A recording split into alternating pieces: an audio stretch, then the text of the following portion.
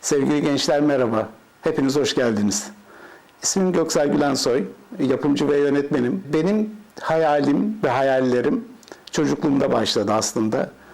Bizim dönemimizde şimdiki gibi dijital dünya yoktu.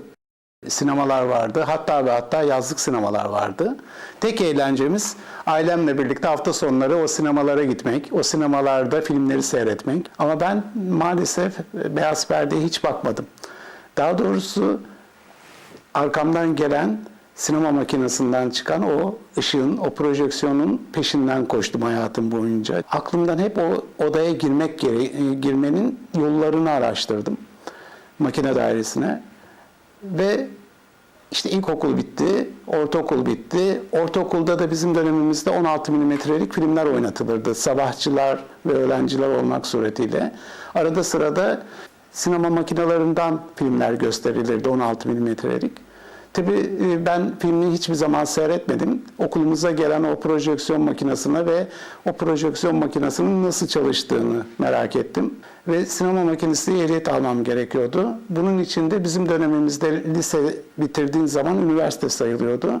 Ben de liseyi Endüstri Meslek Lisesi'nde bitirdim ve hatta elektrik bölümünde bitirmem lazımdı o sinema makinistliğini, ehliyetini alabilmem için. Mezun olduktan sonra hemen belediyeye başvurdum ve profesyonel olarak sinema makinistliği ehliyetini almıştım. İkinci bir hedef kafamda koydum. Bu filmler nerede, nasıl çekiliyordu? Onu çok merak ediyordum. Filmlerin Yeşilçam'dan geldiğini, o dönemde Yeşilçam'da büyük bir sektör olduğunu, Türk sinemasının tüm filmlerinin orada çekildiğini öğrendim ve bir gün atladım Beyoğlu'na gittim Yeşilçam'a. Lise çağlarımda makine dairelerinde çalıştığım dönemlerde öğrenmiştim. Yönetmen bir filmi çekiyordu. Ve hedefimi ben o dönemde koymuştum lise bittikten sonra ve ben yönetmen olmak istiyordum. Bunun için de yapmam gereken en önemli şey bir yönetmenin asistanı olarak başlamaktı. Ben de o dönemde bu filmlerin çekildiği Türk sinemasının döneminde benim de çok böyle keyif aldığım ve bana rehberlik yapan iki ustayla birlikte çalıştım. Ertem Eğilmez ve Metin Erksan, Halit Refi gibi bir ustalarla çalıştım. Ve artık yavaş yavaş bu dünyanın içine girmiştim.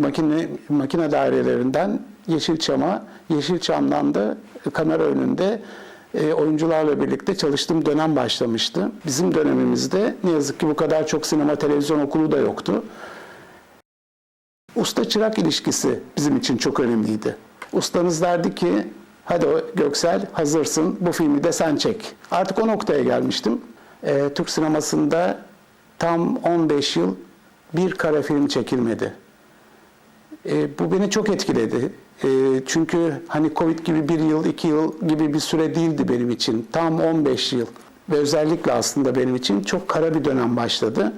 Ve bu kara dönemden sonra da ne yapmam gerektiğini bilmiyordum. Ve TRT'ye başvurdum. TRT'ye girdim. TRT'ye girdikten sonra da kendimi o dönemde geliştirmeye başladım. Eğer sinema çekilmiyorsa ben TRT'de program yapacağım, programlar yapacağım, belgeseller çekeceğim diye. Nitekim de öyle oldu. TRT'ye girdim. TRT'ye girdikten sonra birçok belgesel çekmeye başladım. Ama bu arada da Yeşilçam'dan ustam Metin Erksan'la orada hayatımız tekrar kesişti. Ve orada da Metin hocam ışıklar içinde uyusun bana şey demişti. Göksel öyle iş yap ki yaptığın her iş belgesel 5 kitap kadar değerli olsun, yazacağın 5 kitap kadar değerli olsun diye bir cümle sarf etmişti bana. Ben de bunun ne olduğunu anlamadım ama zaman içerisinde ilk filmimi çektiğimde 1994 yılında Ayasofya ile ilgili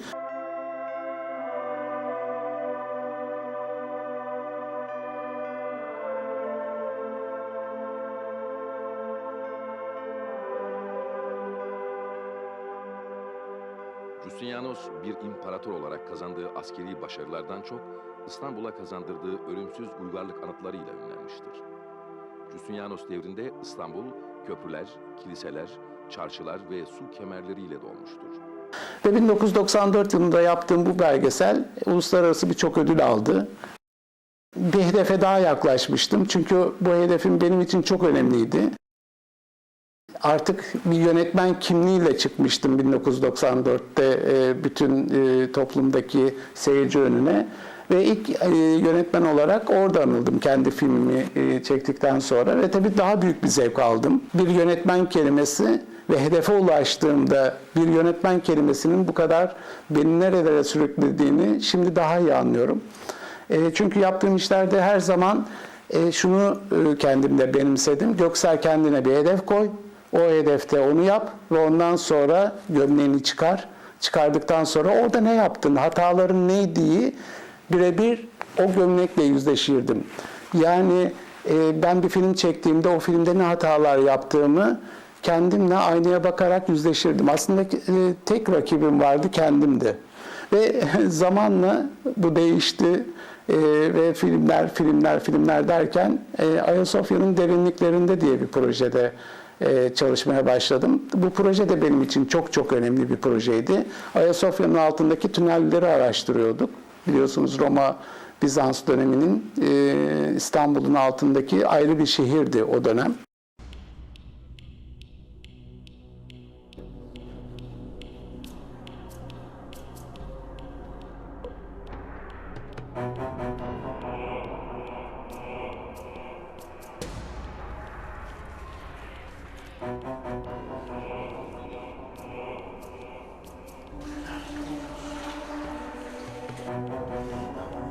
Onun dışında burası tehlikeli bir yer. Çünkü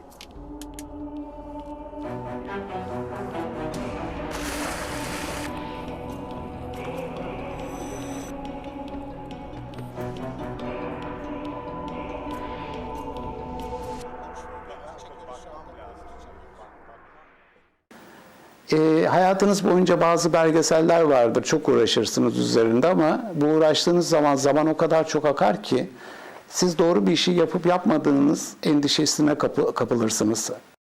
Ve bu endişe de zaman içerisinde büyür.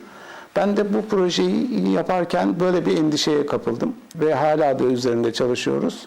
Fakat öyle bir an geldi ki bir sabah uyandım. Uyandığımda bir arkadaşımın telefonuyla dedi ki Göksel dedi Dan Brown'un kitabını aldın mı? Yo dedim almadım. Dan Brown kitabından senden bahsediyor dedi. Allah Allah dedim, şaşırdım çünkü hani dünyanın en büyük yazarlarından bir tanesi Dan Brown Inferno kitabında, yani şurada bu kitapta 84. bölümü açtığınızda benden bahsediyordu. Çok şaşırmıştım. Ve doğru bir iş yaptığımı arkasındaydım. Ve bu da benim için çok büyük bir onur kaynağı oldu. Ve bana çok büyük bir motivasyon oldu. Bu kitapta yer almaktan dolayı çok mutlu oldum.